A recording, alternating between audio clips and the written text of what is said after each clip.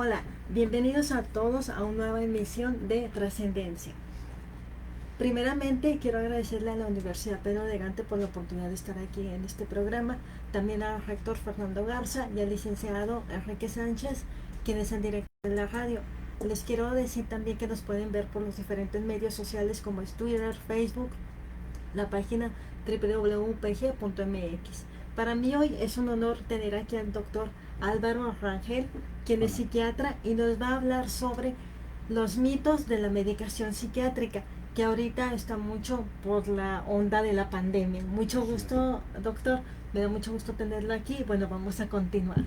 Hola, mucho gusto. Mira, pues es un tema bien interesante. La verdad es que yo creo que es un tema principal que uno suele tratar en el consultorio, sobre todo las primeras citas. Ujú. Es muy común, muy común que algunas personas suelen no acudir con el psiquiatra por ciertos miedos que Tabús. tienen, tabús, Ujú. sí, sí, sí, tabús y miedos que se tienen o ideas preconcebidas que se tienen sobre la medicación. Es muy común, fíjate, que justo sea eso el principal miedo por el que no acudan con un psiquiatra. O sea, muchas veces te dicen es que yo no quiero ser medicado, a mí no me gustaría que me dieran medicamento. Es que es para toda la vida. A mí me ha tocado escuchar ese diálogo con los pacientes. E- Ese tema en particular, el tema de que el medicamento puede ser para toda la vida, es muy común. Y es que siento que la gente suele pensar que hay como dos tipos de personas, ¿no? Las personas que están normales y las personas que están locas, O por las así decirlo. débiles, porque a O las veces débiles mentales, también sí. tienen ese tabú o esa estigma, vaya. Sí. Entonces, bajo esa premisa, pues dicen, oye, pues voy a empezar a tomar medicamento y seguramente me voy a hacer dependiente y lo voy a tomar toda la vida, cuando eso realmente no es así. O sea, muchos trastornos emocionales o mentales en realidad son episódicos, como la depresión. Se tratan, se curan y ya Ujú. no tienes que tomar medicación. Y justo también la terapia para eso ayuda, ¿no? Para que no tengas, para que se tengan que hacer los cambios necesarios en cuanto al estilo de vida y los cambios en el pensamiento que te ayuden a sobrellevar un episodio depresivo, por ejemplo, un trastorno de ansiedad, y posteriormente, aunque la medicación haya sido necesaria al principio, luego ya puede retirarse. Sí es cierto que los medicamentos psiquiátricos son más prolongados, por ejemplo, que un antibiótico. Un antibiótico regularmente tomas una semana Por la infección y ya desaparece, pero y hasta ahí. si es algo emocional y también algo bioquímico que está pasando, pues ahí es a la par llevar ese tratamiento. Así es, llevas la terapia, llevas el tratamiento y suelen durar 5 meses, un año y ya lo suspendes. En algunos casos, por ejemplo, trastornos que sí son de por vida, como la esquizofrenia, Sí. la bipolaridad u otros trastornos en los que el trastorno por sí es de por vida, pues dejamos la medicación ya establecida de forma indefinida, pero son los que menos frecuencia tienen. Realmente la mayoría de los pacientes usan medicamentos por un tiempo definido nada más. Ya a veces también me ha tocado, doctor Álvaro, Uh-huh. dicen, es que el tratamiento psiquiátrico es muy caro, los medicamentos. Hay unos que sí, otros no tanto, pero Así también, y se me hace a veces irónico porque a veces la gente dice, no compro el tratamiento porque es muy caro, pero luego se van a una fiesta, una carne asada y pues cuánto gastan también ahí. Entonces es equilibrar o poner una balanza de que, bueno, una carne asada es el momento, pero mi tratamiento, yo, ¿cómo me voy a cuidar? Sí, está este mito de que son muy caros. La mayoría realmente no son tan caros. O sea, de hecho, la mayoría de los antidepresivos ya no suelen ser tan caros. Los nuevos, algunos medicamentos nuevos sí, pero la mayoría no lo son, ¿no? O sea, medicamentos que regularmente vemos en tratamientos como para la depresión o la ansiedad no suelen ser caros.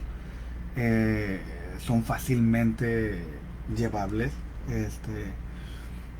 Y hay esta sensación de que no me van a recetar incluso medicamentos para la esquizofrenia o la bipolaridad, tampoco son tan caros, Ok, y yo los veo también como una inversión. Al final de cuentas tu te sale bienestar. tu bienestar y te sale mucho más caro en cierto sentido un internamiento o las consecuencias que puedes tener, por ejemplo, por un choque, por un intento suicida o por algo que esté desbalanceado, te sale bastante más caro, 15, 20 mil pesos, a un tratamiento que a lo mejor por mes te está saliendo entre 800 y 1200 pesos.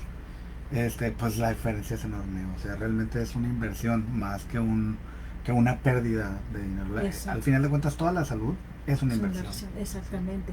Y aquí también es precisamente por ese tema que toca, de que a veces es mucho más caro un internamiento, etcétera, y también lo que conlleva si la persona vive con familia, ya después los demás necesitan terapia, entonces es un gasto más, y si se ve con el paciente y el psiquiatra a la par, yo creo que la inversión es menor que atendiendo a toda la familia. Sí, bueno, de hecho, eso es todo un tema, ¿no? Hay algo que se llama síndrome del cuidador, o sea, exacto, y que está frecuentemente visto que las personas que tratan pacientes, por ejemplo, con Alzheimer, o sea, no siempre tienen cáncer, etcétera, suelen desgastarse tanto que hacen episodios depresivos y trastornos de ansiedad, burnout, así es, profundos. O sea, realmente profundos. Y a veces se enferman más que el paciente, ¿no? Así es. Entonces, a veces cuando previenes, cuando empiezas a tomar terapia, cuando empiezas a llevar medicación, incluso antes de que el cuadro sea muy, muy intenso, pues realmente lo que estás haciendo es prevenir que aparezcan cuadros más graves y que termines no nada más gastando más dinero, sino comprometiendo la salud que estás teniendo. Sí, sobre todo porque luego también, fíjate, está esta idea de que, bueno, es que si yo tengo, no sé, si yo no estoy enfermo, si yo no tengo algo que sea tan grave para que tome un medicamento, ¿no? Ojo, no quiere decir que todos los pacientes tengan que ser medicados, pero muchas veces hay tratamientos que pueden beneficiarse en estadios tempranos de medicación como prevención. Exacto. Y así evitar que eso se prolongue y sea fuerte y que termine mermando la salud del paciente. No sé si sea también por cultura del mexicano, que es como que lo dejo para después, luego me compongo, lo dejo para después, o decir yo puedo, pero también a veces el organismo, el proceso bioquímico, ya hay una alteración y tú no lo puedes controlar porque ya es tu cerebro el que está funcionando.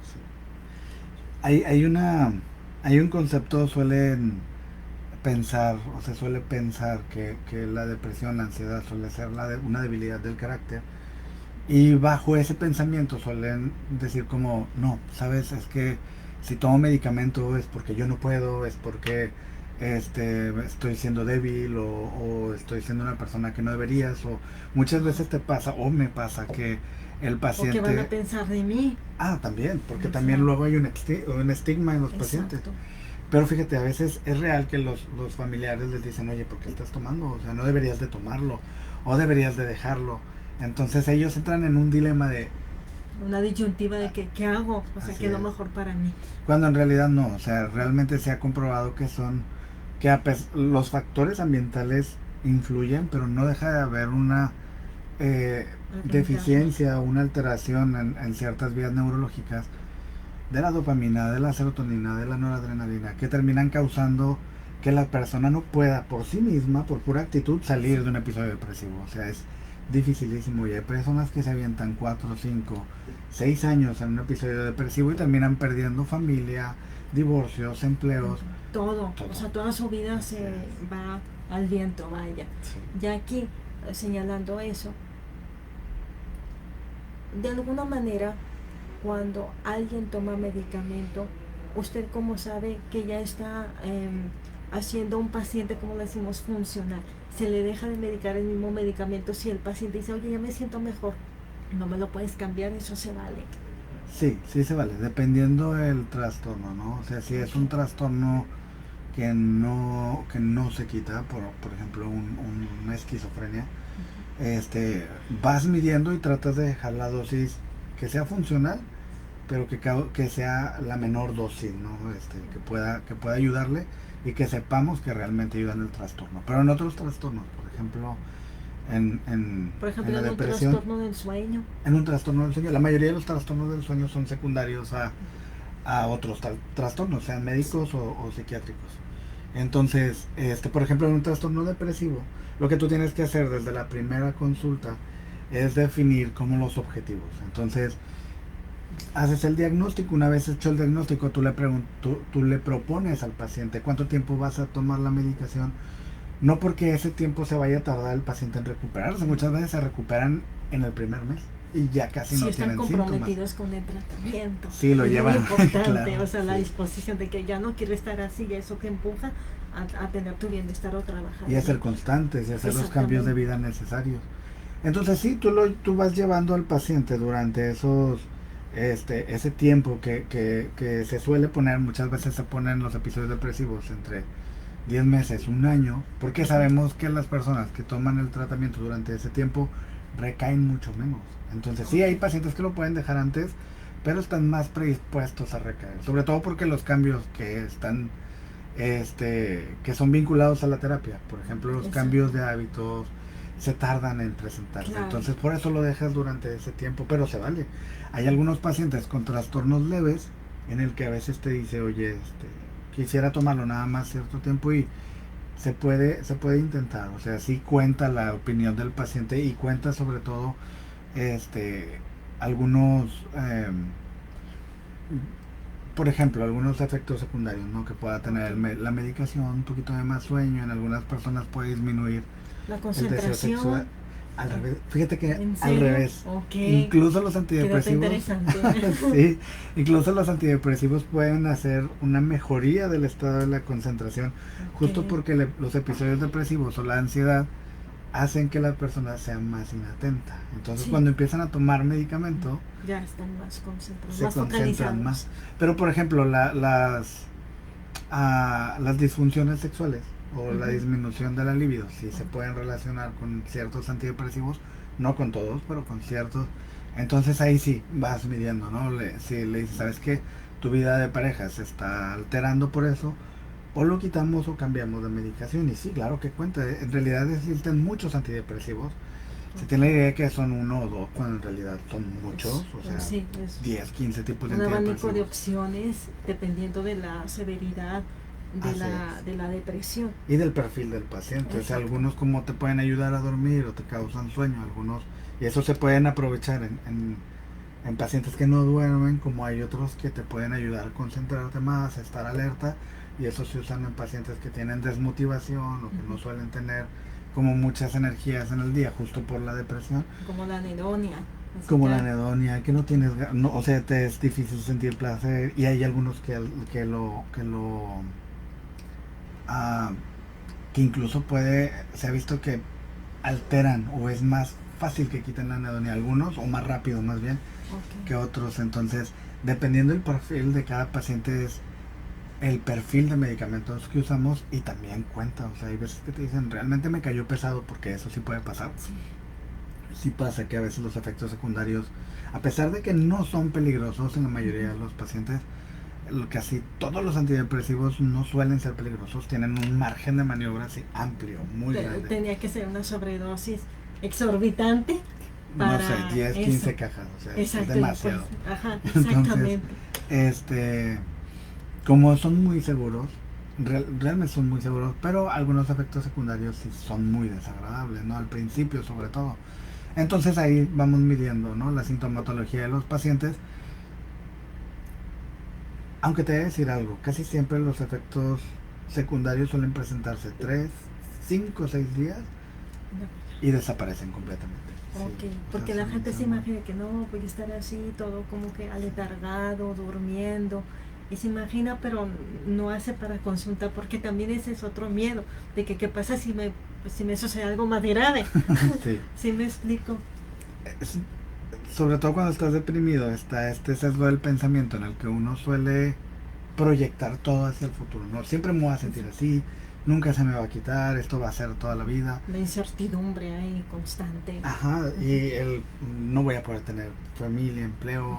Ajá. Entonces, tú dejas un antidepresivo y causa efectos secundarios, sobre todo el primer, segundo día, y suele ser una causa muy común por lo que dejan la medicación, porque dicen, yo no voy a estar así siempre, cuando realmente se suelen quitar fácilmente. O a veces se usa cierta estrategia de empezar con dosis más chiquitas y luego ir subiendo para que se acostumbren a la medicación y luego ya puedan tolerarlo. Entonces, este, sí es algo que se puede tratar, que ahí siempre uno trata en el consultorio y se le explica, sabes que puedes tener estos efectos secundarios y los Para que... prevenirlos y que no se asusten de que, ay, ¿qué me está pasando? Ajá, a salir peor, porque aparte no se me ha quitado la depresión y Exacto. todavía Y me siento mal. Así es. Entonces, es un tema súper importante porque es muy común, sí, es muy común que te digan, doctor, es que o sea, me sigo sintiendo igual de deprimido y aparte estoy cansado, aparte tengo sueño, o sea, estoy peor.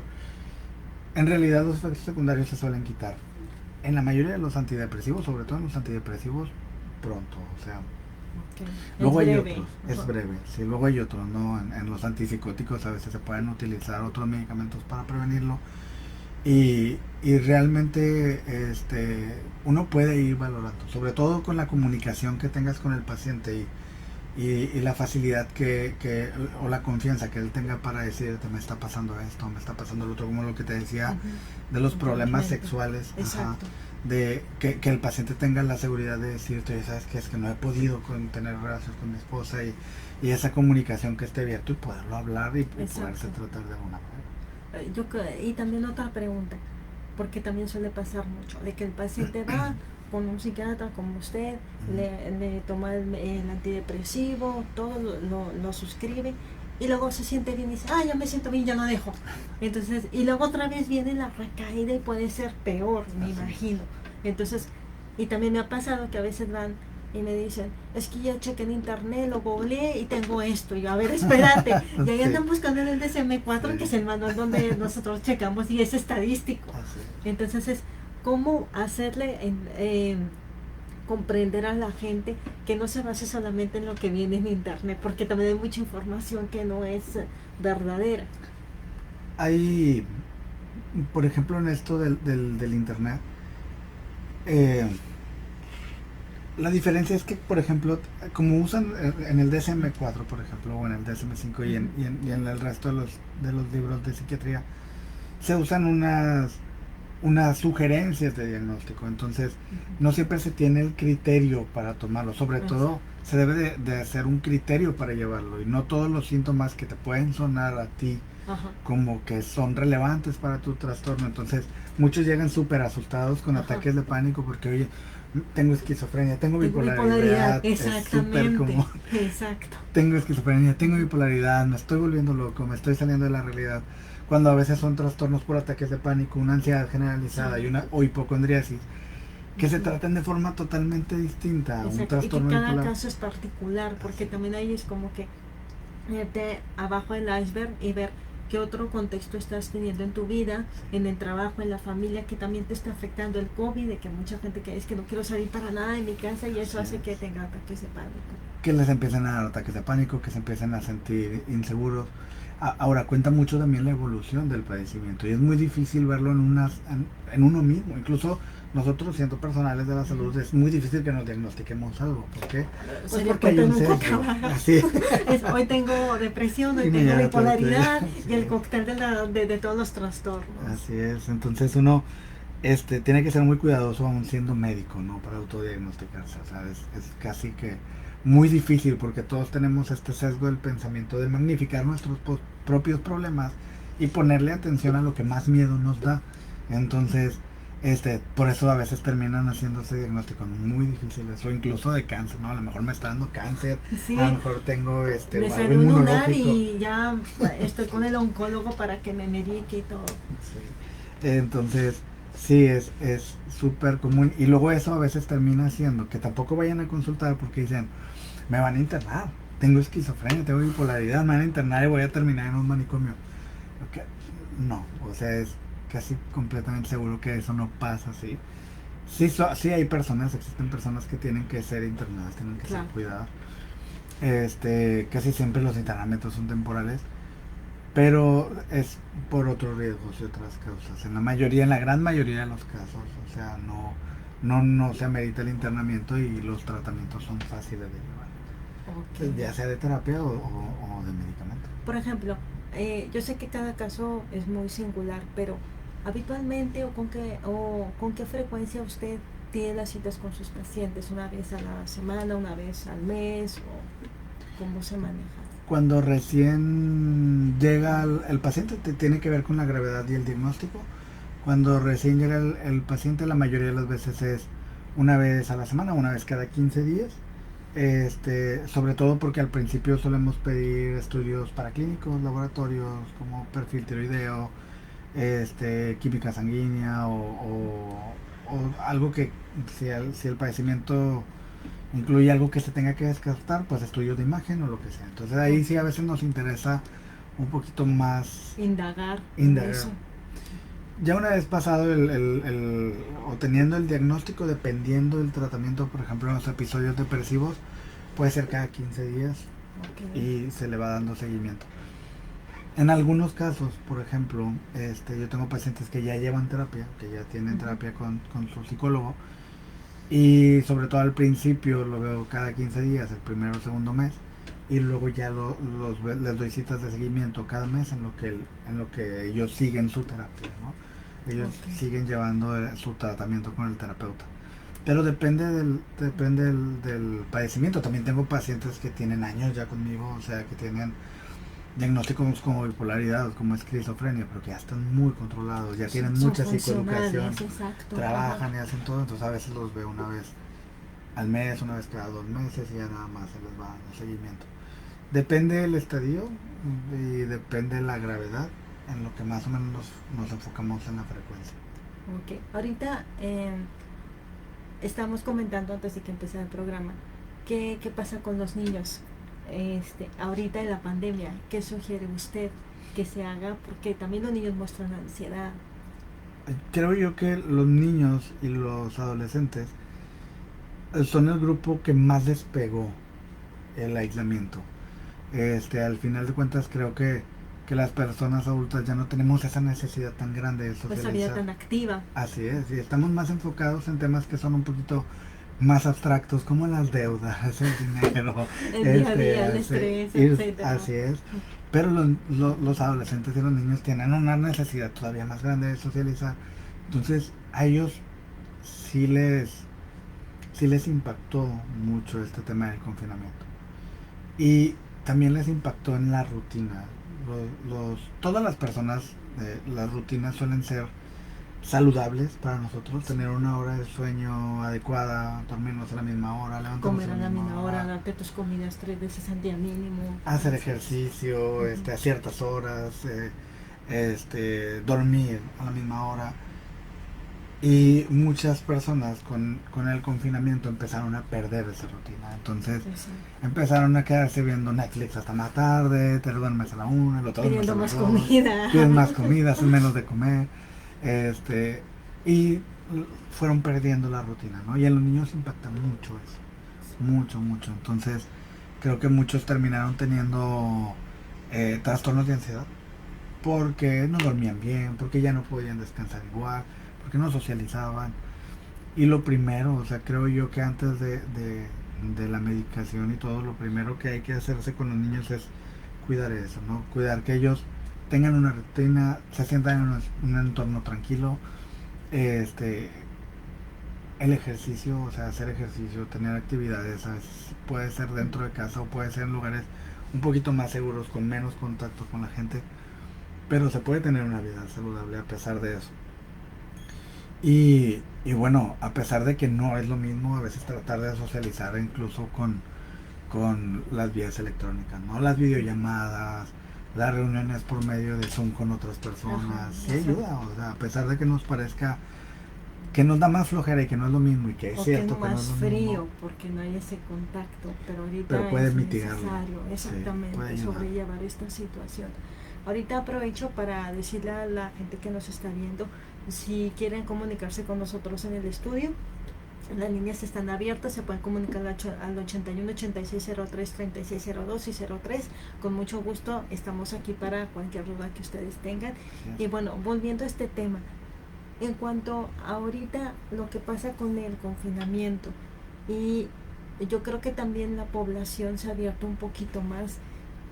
Si bien ahorita hablábamos de que hay muchos mitos sobre la medicación, pero también la gente ya vio la necesidad de que si tengo que atenderme, y no me acuerdo exactamente en qué año fue que el IMSS ya había declarado la depresión como incapacidad, o sea, sí te podían incapacitar. Y para que el IMSS ya haya hecho eso es porque ya vio que el índice de depresión iba Está en aumento, increciendo. sí. Ajá. Creo yo que a partir de, sí, como decías, o sea, creo que sí hubo una mayor Reflexión o reflexión, conciencia, ¿vale? sí, sobre el cuidado de la vida mental y el cuidado de la vida emocional.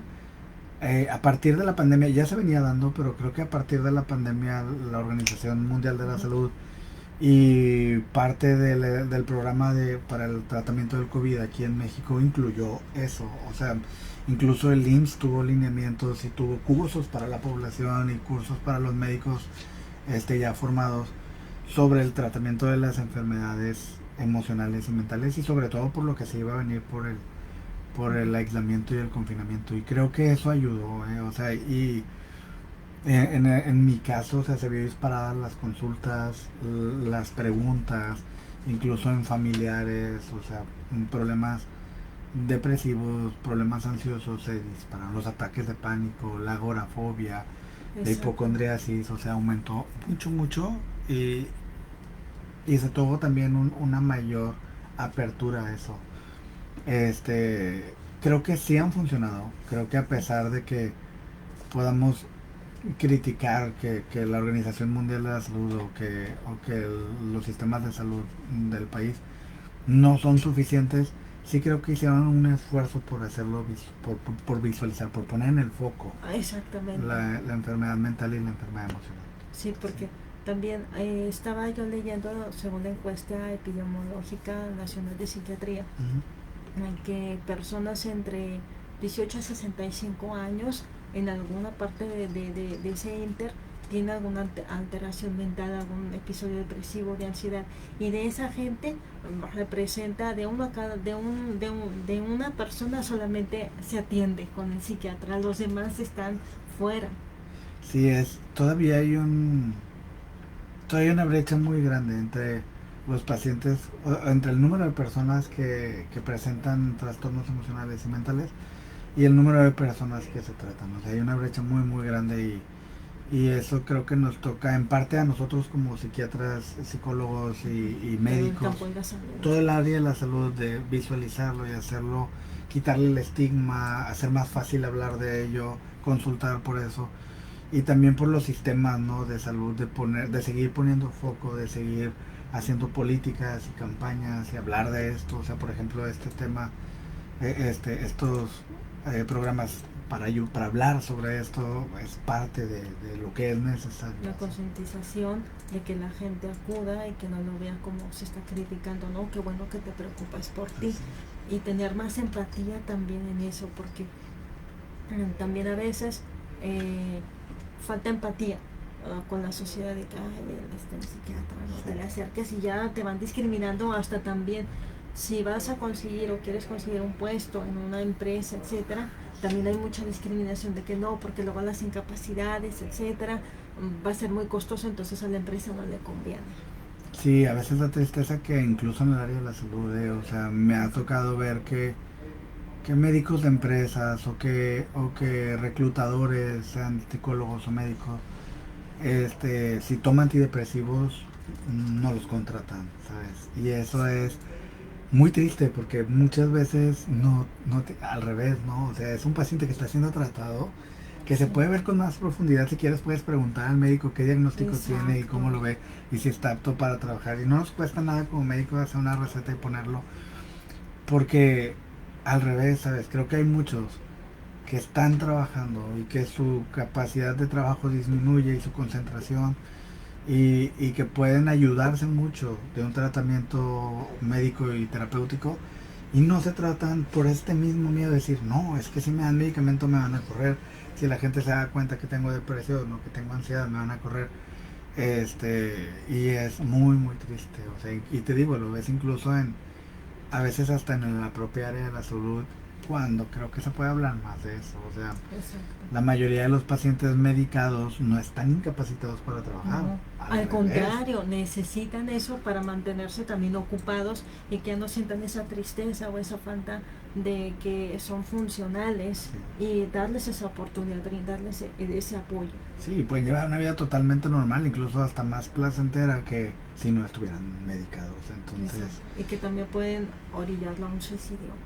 sí, muchas veces por miedo a no tratarse, o por ejemplo en el burnout, las personas no nos damos cuenta qué tan grave puede ser a veces ciertos factores de riesgo en el trabajo, psicosociales, la violencia en el trabajo, la discriminación, la violencia laboral. No nos damos cuenta qué tan intensas son que pueden llevar a una persona a tener un episodio depresivo profundo, perder familia, perder el empleo y tener intentos suicidas y a veces hasta consumarlo. Entonces, Exacto. cuando a veces lo único que nos faltaba era conocer más del tema, Mm. aceptar que las personas pueden tratarse y que incluso en el área de trabajo se puede hablar de estos temas sin ningún problema. Exactamente. Ahorita que tocaba el tema, me voy a devolver un poquito Uh-huh. en cuanto al DSM-4 o DSM-5, que solamente hay varias pautas que pueden indicar, pero hay alguna evaluación que la gente pueda hacer y donde ella diga, ¿sabe qué, doctor? Me hice esta evaluación y me salió esto, ¿qué hago? Por eso vengo con usted. Sí, hay algunas pruebas que se consideran de tamizaje, aunque recomendaría que fueran más un médico, un Claro. trabajador social, una psicóloga quien las ponga. Por ejemplo, si tú sospechas, si existen de hecho, si tú sospechas puedes ponerla. No hacen el diagnóstico, pero pueden ser muy sugerentes de, ¿no? O sea, si Hay tú haces, indicadores. hay indicadores y a partir de ahí ya una cita con el médico y el médico hace una historia clínica, que es lo principal para sacar para poder hacer un diagnóstico de un trastorno emocional. Pero sí, puede alguien, o pueden, por ejemplo, las instituciones educativas, o pueden los hospitales, o pueden algunas empresas poner de que, oye, ¿sabes qué? Podemos poner esta, esta prueba de tamizaje que la ponga un trabajador social y determinar quiénes sí, quiénes no deben o pueden llevar tratamiento y referirlos si no tiene nada de malo, o sea, Exacto. no porque, Porque son como que pequeños pasos que llevan a una atención profesional. pues es como si Ajá. tuvieran diabetes, ¿me entiendes? Exactamente. O sea, no, si tú detectas que alguien está sintiéndose mal y dices, oye, ¿sabes qué? Pues toma mucha agua, orina mucho y come mucho, que son los síntomas de la diabetes. Y dices, oye, lo voy a referir al médico, porque pues puede tener diabetes y si se enferma, va a bajar su rendimiento. Lo mismo es con la depresión, o sea, lo mismo es. Oye, sabes que lo ve aislado, de repente llora en el baño, está triste, está irritable, últimamente falta y no tenemos un porqué, o apareció muy después. ambivalente, a veces viene muy alegre, luego viene enojado y no sé por qué. Ajá, le puedes poner una prueba y decir, oye, ¿sabes qué? Sí, mejor trátate, o sea, mejor atiéndete.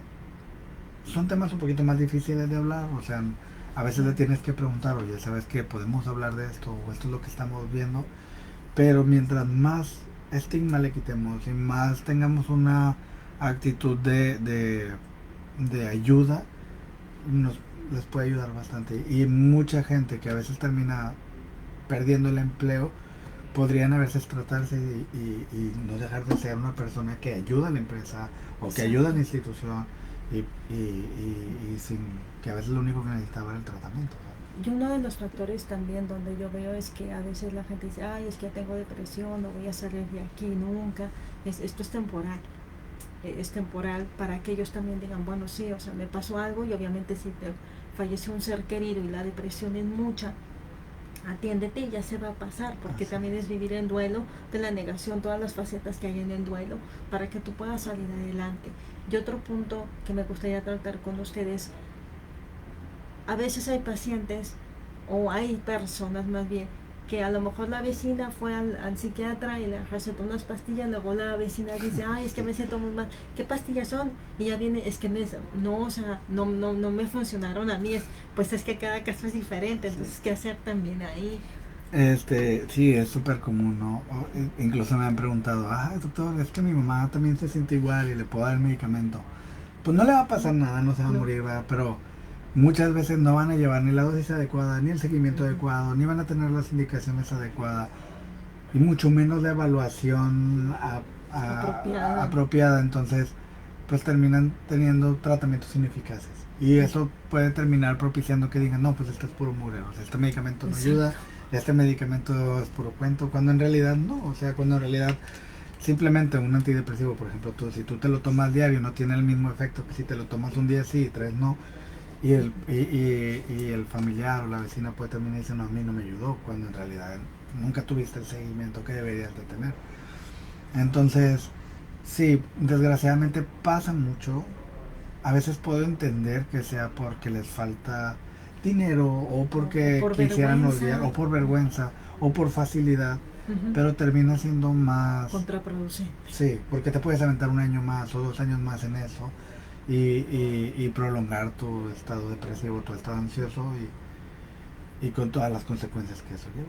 Exacto, y a veces también es bueno mencionar en este punto que comentábamos antes de que empezara el programa, eh, donde a veces ir con un profesional como usted también nos ayuda a descartar si es una depresión o si se trata de alguna enfermedad congénita o algo como en problemas de tiroides, que a veces no es ese nacimiento, pero pasa algún suceso y la tiroides te descontrola todo. Y es andas triste o etcétera, y es de que tengo depresión, y ahí te ayuda a descartar también eso. Sí, mira, por ejemplo, qué bueno que ponías el ejemplo de la tiroides. Hay veces, hay un síndrome clínico derivado de la exposición a cantidades altas de hormona tiroidea y en algunos casos puede pasar que la glándula tiroides empiece a secretar mucha hormona tiroidea y el paciente empiece a sentir ah, labilidad emocional, mucho llanto, pérdida del apetito, que eso también pasa en la depresión, Mucha desorientación, ansiedad. ansiedad, sensación de que algo malo va a pasar y se suele confundir con episodios depresivos. Entonces, lo que se tiene que hacer en este caso es, por eso muchas veces la aproximación médica del psiquiátrica es necesaria, porque uno puede decir, oye, ¿sabes qué? Le noto estos síntomas que son más compatibles con una tirotoxicosis, que así se le llama la condición, y le haces los estudios y se salen alterados, oye, ¿sabes qué? Antes de que te vea yo por depresión o lo que sea, te voy a mandar con un endocrinólogo. O antes de que lo tratemos por algo más, o a veces, por ejemplo, ciertas enfermedades autoinmunes dan fatiga, dan desmotivación, te sientes mal y tienen una presentación distinta y puedes empezar a sospecharlo por ciertos síntomas del paciente y dices, ¿sabes qué? Te voy a mandar mejor con el reumatólogo, te voy a hacer estos estudios y primero que descarten nuestras cosas y luego ya vamos viendo la vida emocional. No porque sea menos importante, sino porque a lo mejor es menos urgente, ¿no? Ahorita. Exacto, y es más médico y se tiene que tratar ya con más prontitud. Sí. Eso también es muy común y a veces por eso la aproximación con el médico es necesaria, ¿no? Entonces, pues es difícil, como lo decías, poniendo el caso de que me empiece a tomar yo el medicamento y en realidad tengas una tirotoxicosis, pues no te ayuda en nada. Exactamente. O sea, vas a seguir mal y vas a suponer que fue porque el medicamento no funcionó. Y eso es muy común, es muy común. Ok, ahora, en cuanto a la prevalencia o la incidencia más bien, ¿nos puede decir quién estadísticamente, según su experiencia, tiene más apertura para ir a una atención psiquiátrica, si los hombres o las mujeres? No, ahorita ya es mixto. Creo que por mucho las mujeres, pero sí está aumentando como la apertura de los hombres a hablar un poquito más de eso y a tratarse. Pero creo que es más evidente porque creo que como la sociedad, que más allá de si tenga que ver con el feminismo o no, pero creo que la sociedad les ha puesto el foco de cuidar a los hijos o les ha puesto la responsabilidad. Están más abiertas a ver los temas médicos, a hablar de temas médicos, a ver las cosas como síntomas y por eso suelen tener una predisposición más, y están más abiertas también a hablar de sus emociones, están más abiertas a llevar tratamiento. Pero todos podemos empezar a aprender más de eso y empezar a hablar más de lo que sentimos, de lo que pensamos. y acercarnos más a ese tema. Sí, de hecho, porque a veces en estudios he leído que los hombres tienen más tendencia a un suicidio que las mujeres. Entonces también es un tema de cuidado. Fíjate que a pesar, que se trate. la ideación suicida es más común en mujeres, pero como suelen hablarlo más y suelen buscar Se ayuda, libera. sí, lo puedes tratar más. Okay. Incluso puedes darle un tratamiento ya en el caso de un episodio depresivo o de lo que sea que esté pasando. Y los hombres no, los hombres suelen esconderlo, no hablarlo, asumir que a lo mejor es debilidad del carácter o Por asumir, estereotipo. ajá, que de eso no se habla, o yo no me voy a quejar si toda mi vida estuve así, o mi papá sí estuvo y no le pasó nada, y luego terminan derivando en suicidios y la- las, las tasas de suicidio son más altas en hombres y suelen hacerlo de formas más agresivas, disparos, ahorcamiento. Entonces, y creo que es justo porque tienen menos tendencia a hablarlo. Llevan años pensándolo. Y la agresión contra el pensándolo. enojo contra sí misma, ahí se refleja en la manera en cómo se suicida. Digo, Así aquí es. nadie quiere provocar un suicidio, vaya, pero a la mujer, ¿qué método busca? Las mujeres suelen utilizar métodos menos agresivos, ¿no? Dolorosos. Menos dolorosos, tomarse pastillas. No quiere decir que todas lo hagan así. Ajá. Luego de repente sí pasa Cuando que un unas se puente, ahorquen o se ajá. aventen.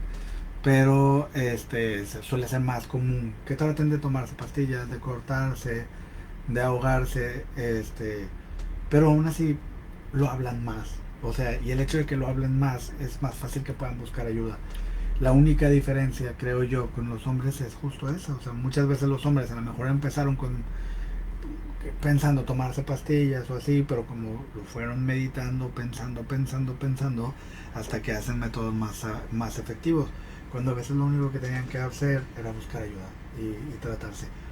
Muchos suicidios son prevenibles, muchos, o sea, la gran mayoría.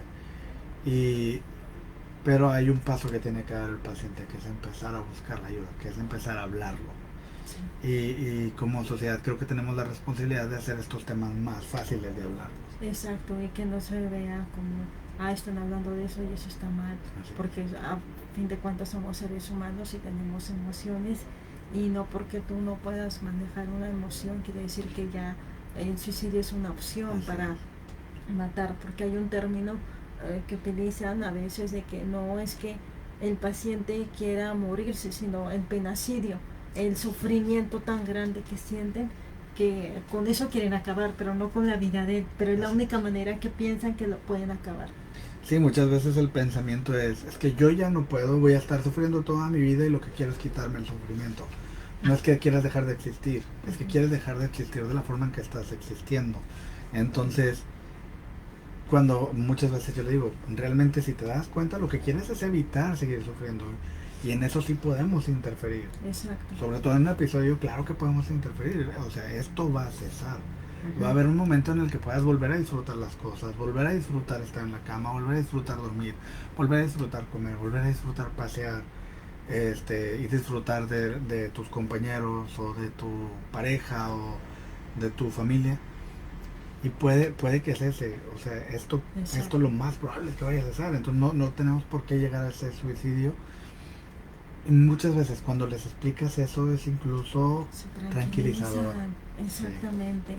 Porque también ahí entra el factor de que, bueno, tú puedes tener sufrimiento, sí, porque es parte también de la vida, pero también puedes ir caminando poco a poquito con sufrimiento, y si buscas un apoyo apropiado, claro que vas a salir adelante, no te vas a quedar ahí. Así es, mira, al final de cuentas, pues la vida tiene situaciones que van a ser difíciles, ¿no? Las muertes de familiares, una pérdida de trabajo, jubilación, todas las cosas vitales. Exacto.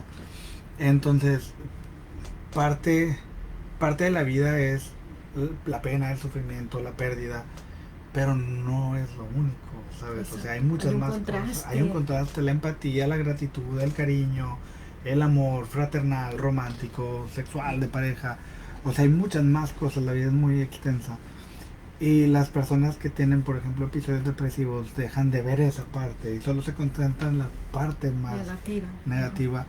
Y sobre todo porque como pierden la sensación, el interés, la motivación y la capacidad de sentir placer que prolongan la vida como si así vaya a ser siempre. Entonces, Exacto. cuando tú le dices, no, no tiene que ser siempre así, vas a volver a disfrutar cosas, Ujú. muchas veces eso los tranquiliza bastante. Y, Y es real. y otra cosa, ¿qué pasa cuando un paciente quiere la atención psiquiátrica, pero en su entorno le dicen, ay, no pasa nada, échale ganas? Es como que, ay, Ponte a Dios barrer. santo, ¿cómo? Es más, hace cuenta que pedir un apoyo, una red de apoyo con la familia.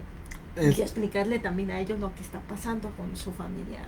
Yo lo veo como ignorancia. Entonces, muchas veces lo que yo les digo es, tú puedes informarte, o sea, leer, te puedo pasar información para que leas y que te ayude. De hecho, hay también algunas instituciones que dan cursos de psicoeducación. Okay. Y a veces también les digo, ¿sabes qué?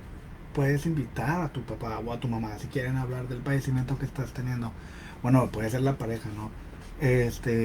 Pueden hablar del padecimiento y les explicamos por qué tomas medicación, qué es lo que sientes, cómo lo sientes, cómo ellos te pueden ayudar a eso. Porque sí, muchas personas terminan diciéndome, pues échale ganas, o porque no haces nada. Tú eres fuerte, luchando, empoderada. Sí. Es súper común. O ponte a barrer, o porque no tienes trabajo. Exacto. Como si eso les fuera a quitar. Exactamente, la pena o la tristeza. Y justo eso les causa culpa y puede que la pasen peor todavía. Exacto. O sea, pueden que terminen pensando, ay, ¿sabes qué? Es que el problema está en mí. O sea, el problema es porque yo no me puse a trabajar, o porque no me puse a barrer, o porque... Y cuando les termina causando más culpa, cuando en realidad, pues, necesitan algo ya más. No es ya nada más de actitud. Pero sí, muchas veces invitar a los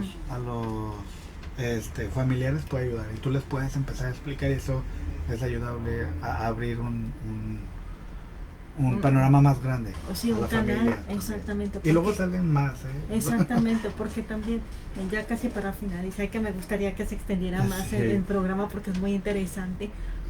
A veces pasa también que uno o algunas personas dicen, no, es que es muy caro, vuelvo al punto, pero luego dicen, es que fui con la señora y me dijo que estaba embrujado y me pidió una gallina muerta, etcétera, y es, a ver, espérese, cálmese, porque no tiene nada que ver la pobre gallina, ni mucho menos. Entonces, ya a veces con esos disque soluciones y son pues gente estafadora, porque les piden más dinero y con eso a lo mejor ya tendrían el pago de los medicamentos. Sí, yo he visto gente... Hay que ser muy cuidadosos. Me preocupa, a veces yo tengo una particular, así como un desagrado sobre eso. Yo respeto todas las creencias, o sea, religiones, santería, lo que sea, pero hay veces en que hay gente que se aprovecha, ¿sabes? O sea, y las ven tristes, las ven con ataques de pánico. Vulnerabilidad. Sí, y terminan diciéndole, necesito que me traigas esto. Y he visto gente perder 30,000, 40,000 pesos. Y terminan peor, porque terminan con más miedo. Cuando a veces lo único que tenían era era un trastorno por ataques de pánico, que en un mes se lo hubiera tratado. Exacto. Con medicamentos a lo mejor más leve, etcétera. Y me dan mucho coraje, porque se aprovechan incluso de personas, no tienen escrúpulos, o sea, ellos pueden quitarles todo a quien sea. Todo. Exacto. A quien sea. Entonces, y eso sí, por eso siempre hay que tratar, uno puede creer lo que sea, pero nunca dejar de vista el tema médico. O sea, que al menos se descarte un tema médico, psiquiátrico o psicológico y enfocarnos en eso.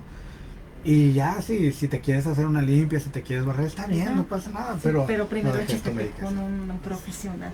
Ahora, ya para finalizar, porque ya se nos está yendo el tiempo de volada, ¿en dónde lo podemos encontrar? ¿En algún medio social, algún teléfono? Pues mis redes sociales son como más personales, pero sí te puedo dar mi número telefónico. Es 811-7000-138. Yo agendo mis citas. Me pueden mandar, si de repente no contesto porque estoy en consulta, me pueden mandar WhatsApp y yo ya contesto acerca de las consultas.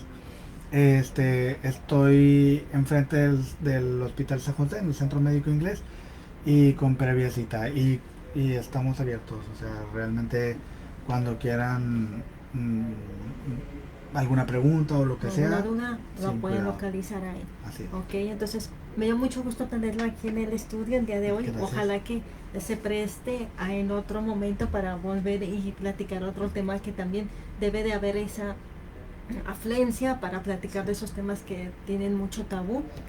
Me dio mucho gusto tenerlo aquí en el Gracias. estudio, y bueno, quiero agradecer a la Universidad Pedro de Gante, al rector Fernando Garza, al director de radio, el licenciado Enrique Sánchez, y recordándoles que nos pueden ver por los diferentes medios sociales como Twitter, Facebook, www.upg.mx, y también para invitarlos a que también vean los programas que también salen por aquí. Me dio mucho gusto saludarlos el día de hoy y los veo en la siguiente emisión de Trascendencia. Gracias. Hasta luego. Gracias.